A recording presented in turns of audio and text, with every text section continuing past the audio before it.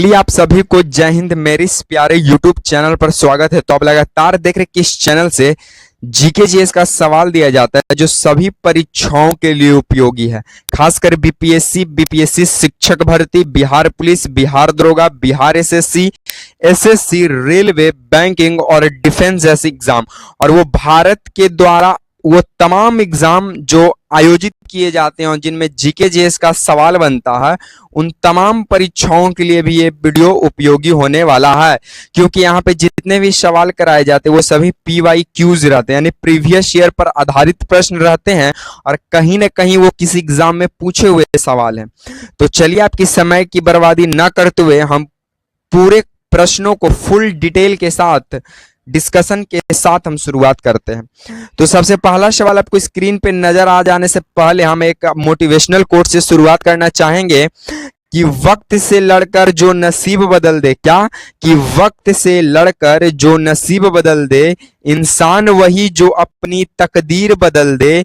कल क्या होगा कभी भी मत सोचो, क्या पता कल वक्त खुद अपनी ही तस्वीर बदल दे। तो कल क्या होने वाला है कभी भी मत सोचिए, आज क्या होगा और आज क्या कर सकते हैं हम, इस पे डिपेंड रहिए और इस विषय के बारे में सोचिए।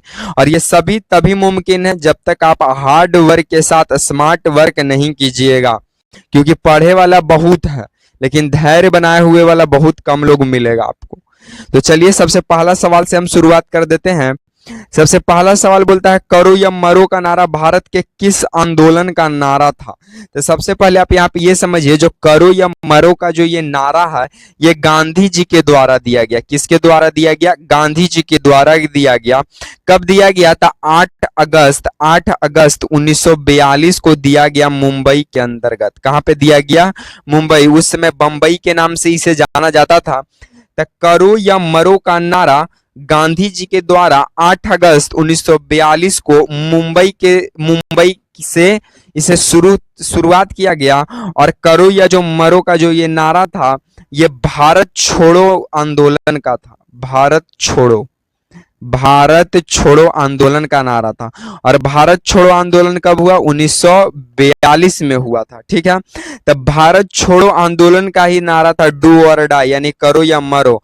ये नारा गांधी जी के द्वारा 8 अगस्त 1942 को मुंबई से दिया गया था। ठीक है, चलिए गांधी जी के जिस दिन जन्म हुआ था 2 अक्टूबर को, इस दिन हम लोग अहिंसा दिवस मनाते हैं और बताया जाता है कि अहिंसा ही परमो धर्म माना जाता है, यानी परमो धर्म यानी सबसे बड़ा धर्म कौन सा है? अहिंसा है। ठीक है, चलिए सेकंड नंबर सवालों की ओर हम लोग आगे बढ़ जाते हैं। सेकंड नंबर सवाल कहता है कि कोशिका का ऊर्जागृह किसे कहा जाता है। तो कोशिका का ऊर्जागृह माइटोकॉन्ड्रिया को कहा जाता है। माइटोकॉन्ड्रिया को कहा जाता है। और प्रोटीन का फैक्ट्री राइबोसोम को कहा जाता है। और राइबोसोम को पैलेड कण भी कहा जाता है। और सबसे छोटा कोशिकांग। ठीक है, और कोशिका का जो ऊर्जागृह है माइटोकॉन्ड्रिया, इसके अंदर 38 ATP का निर्माण होता है, ATP। और इस ATP को एडिनोसिन ट्राइफॉस्फेट बोला जाता है। इसे ऊर्जा का पैकेट बोला जाता है। इसे क्या बोला जाता है? ऊर्जा का पैकेट। तो पूछेगा कि माइटोकॉन्ड्रिया के अंदर कितना ATP का निर्माण होता है? तो 38 ATP का निर्माण होता है। ATP का मतलब क्या है? तो एडिनोसिन ट्राइफॉस्फेट होता है। और ATP को ऊर्जा का पैकेट कहा जाता है। ऊर्जा का पैकेट किसे कहा जाता है? ATP को। ठीक है, चलिए तीसरा नंबर हम लोग सवाल देख लेते हैं। तीसरा नंबर हमारा सवाल क्या कहता है कि जिम कॉर्बेट राष्ट्रीय उद्यान स्थित है। तो जिम कॉर्बेट राष्ट्रीय उद्यान उत्तराखंड में स्थित है।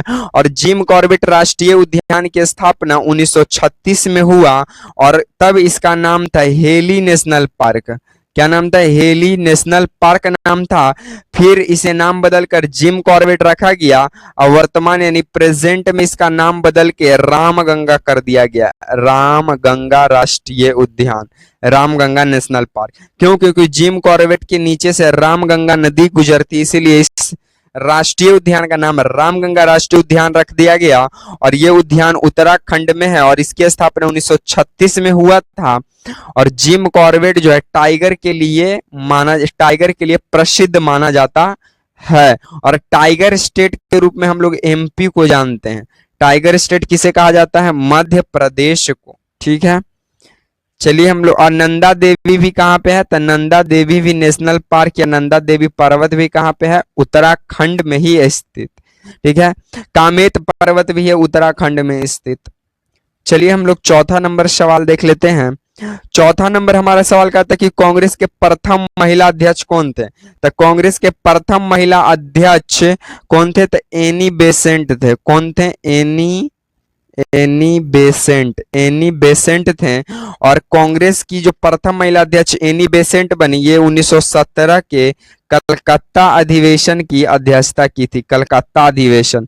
तो पूछेगा कांग्रेस के प्रथम महिला अध्यक्ष एनी बेसेंट 1917 में कलकत्ता अधिवेशन करती है।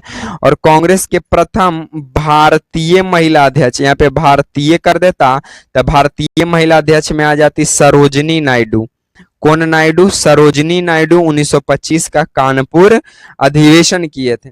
तो पूछेगा कांग्रेस की प्रथम महिला अध्यक्ष एनी बेसेंट 1917 का कलकत्ता अधिवेशन और कांग्रेस का प्रथम भारतीय महिला अध्यक्ष सरोजिनी नायडू 1925 का कानपुर अधिवेशन की थी। सरोजिनी नायडू को कोकिला भी कहा जाता है और कहने वाले व्यक्ति थे पंडित जवाहरलाल नेहरू। ठीक है, सन ऑफ मोतीलाल नेहरू। ठीक, चलिए हम लोग पांचवा नंबर सवालों की ओर आगे बढ़ जाते हैं। पांचवा नंबर हमारा सवाल कहता है कि संतोष ट्रॉफी किस खेल से संबंधित है? तो संतोष ट्रॉफी जो है ये फुटबॉल से संबंधित है। किससे संबंधित है? फुटबॉल से संबंधित है। साथ में आपको यहाँ पे फुटबॉल से संबंधित एक फीफा ट्रॉफी दिया जाता है जो कि स्वर्ण पदक के नाम से जाना जाता है।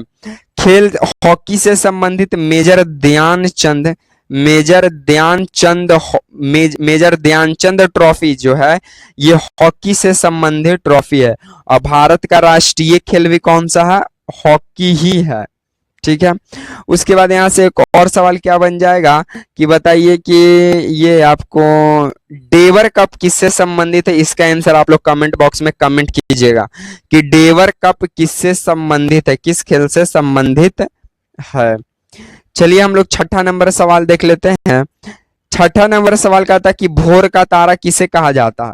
देखिए, भोर का तारा या फिर सांझ का तारा, ये दोनों का तारा वेनस को कहा जाता है। किसे कहा जाता है? वेनस को, यानी हिंदी में बोले तो शुक्र को कहा जाता है। तो भोर का तारा, सांझ का तारा, शुक्र। उसके बाद इसे सौंदर्य ग्रह भी कहा जाता है। सौंदर्य ग्रह कौन सा है? तो सौंदर्य ग्रह भी शुक्र है। ठीक है, शुक्र ग्रह जो है ये हमारा जो ये पहले हमारा आता है मरकरी, फिर आता है कौन? तो फिर आता है वेनस, फिर हमारा आता है अर्थ। तो हमारा अर्थ जो है तीसरा नंबर पे आता है और अर्थ को ब्लू प्लेनेट कहा जाता है। और सूर्य से सबसे निकटतम ग्रह कौन सा है? मरकरी है।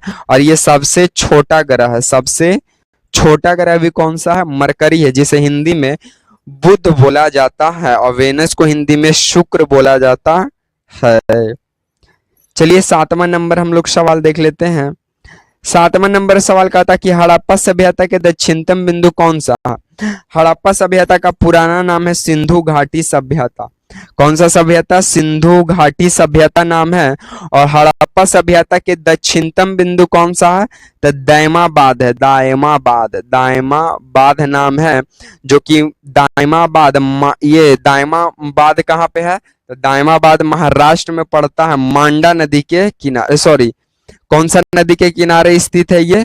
तो इसका आंसर आप लोग कमेंट बॉक्स में कमेंट कीजिएगा। ठीक है, हड़प्पा सभ्यता का पूर्वोत्तम बिंदु आलमगीरपुर, जो कि कहाँ पड़ता है? उत्तर प्रदेश में। और उत्तरतम बिंदु कहाँ पड़ता है? तो जम्मू एंड कश्मीर, मांडा जिसे बोला जाता है, चेनाब नदी के किनारे। और आपका पश्चिमतम बिंदु पड़ता है सुतकांगाडोर, पाकिस्तान के अंदर। ठीक है, तो इसका आंसर आप लोग कमेंट बॉक्स में कमेंट कीजिएगा कि दायमाबाद किस नदी के किनारे स्थित है और कौन सा भारत के राज्य में स्थित है। हड़प्पा सभ्यता को सिंधु घाटी सभ्यता भी कहते हैं। हड़प्पा सभ्यता की खोज 1921 में किया गया था और मोहनजोदड़ो की खोज 1922 में किया गया था। 1921 में दयाराम साहनी के द्वारा ये हड़प्पा सभ्यता का खोज किया जाता है और मोहनजोदड़ो की खोज राकल दास बनर्जी के द्वारा 1922 में किया जाता है। चलिए हम लोग 8वां नंबर सवालों की ओर आगे बढ़ जाते हैं। 8वां नंबर सवाल कहता है कि संपूर्ण क्रांति के जनक किसे माना जाता है। तो संपूर्ण क्रांति का जो जनक है ये जयप्रकाश नारायण, जेपी नारायण यानी जयप्रकाश नारायण को माना जाता है। और संपूर्ण क्रांति का पूर्व नाम था छात्र आंदोलन। क्या नाम था?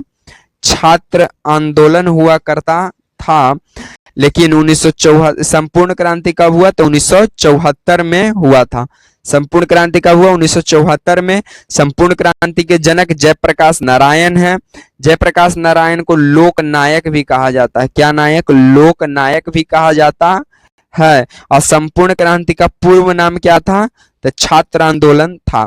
संपूर्ण क्रांति जयप्रकाश नारायण के द्वारा संपूर्ण क्रांति जो है 5 जून 1974 पटना के गांधी मैदान से शुरू किया गया था और इन्हें लोकनायक का उपाधि दिया गया। ठीक है, चलिए। उसके बाद भारत में इमरजेंसी भी 1975 में लागू हुआ इसी के चलते। और उस समय तत्कालीन प्रधानमंत्री कौन थी? तो इंदिरा गांधी। कौन थी? इंदिरा गांधी थी। चलिए हम लोग 9वां नंबर सवाल देख लेते हैं। 9वां नंबर सवाल बोलता है कि पंजाब केसरी किसे कहा जाता है। तो पंजाब केसरी लाला लाजपत राय को कहा जाता है।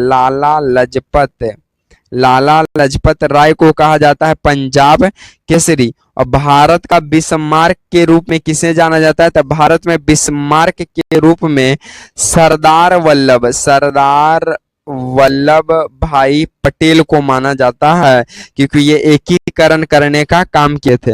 जैसे में वहां पे एकीकरण का काम जर्मनी में कौन किया था? नेपोलियन एकीकरण करना चाहता था, या फिर वहां का जो बिस्मार्क था वो करना चाहता था। बिस्मार्क, काउंट काबूर जो था, गैरीवाल्डी था, ये सब। उसी तरह भारत में बिस्मार्क के रूप में सरदार वल्लभ भाई पटेल को माना जाता है और सरदार वल्लभ भाई पटेल को भारत का लौह पुरुष भी माना जाता है, लौह पुरुष भी बोला जाता है।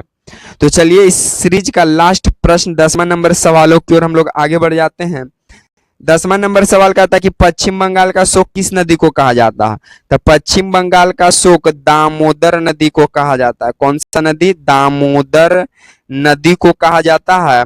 और उड़ीसा का शोक महानदी को कहा जाता है। उड़ीसा का शोक महानदी को कहा जाता है। उड़ीसा का शोक, पश्चिम बंगाल का शोक दामोदर नदी और उड़ीसा का शोक महानदी। अब भारत का पहला नदी घाटी परियोजना दामोदर नदी घाटी परियोजना था। ठीक है। आधुनिक भारत का मंदिर कौन कहा था? डैमों के बारे में, बांध के बारे में, तब पंडित जवाहरलाल नेहरू कहते हैं। उसके बाद बिहार का शोक कौन सा नदी है? तो बिहार का शोक कोसी नदी है। और झारखंड का शोक, तो झारखंड का शोक सुवर्ण रेखा नदी है। तो आपको इतना चीज, आपको यहाँ से डिटेलिंग, इतना प्रश्नों को रखना पड़ेगा याद, क्योंकि ये सभी एग्जाम के दृष्टिकोण से VVI प्रश्न है जो आपको सीधे क्लास से यहाँ वहाँ एग्जाम में आपको देखने को मिलेगा। तो ये आपको सीरीज कैसा लगा आप लोग कमेंट बॉक्स में कमेंट कर जरूर बताइएगा। अगर आपको वीडियो पसंद आता है तो वीडियो को लाइक और वीडियो को शेयर और चैनल को सब्सक्राइब करना मत भूलिएगा। इसी तरह के सीरीज के साथ आपसे मिलेंगे नेक्स्ट वीडियो में। तब तक के लिए आप सभी को जय हिंद।